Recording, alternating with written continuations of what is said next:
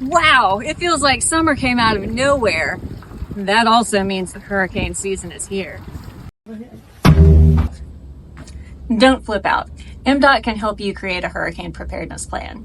First, figure out where you'll go and where you'll stay if you need to evacuate. Plan ahead and let someone know your plans.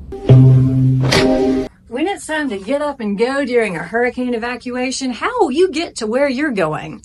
Find the evacuation route that works best for you using MDOT's Hurricane Evacuation Guide. Get it today at gomdot.com/hurricanes.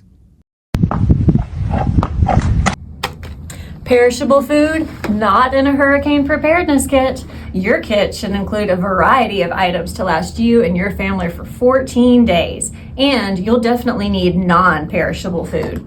Want to know what else to pack? MDOT offers a free checklist to help you assemble your preparedness kit. Download it at gomdot.com/hurricanes.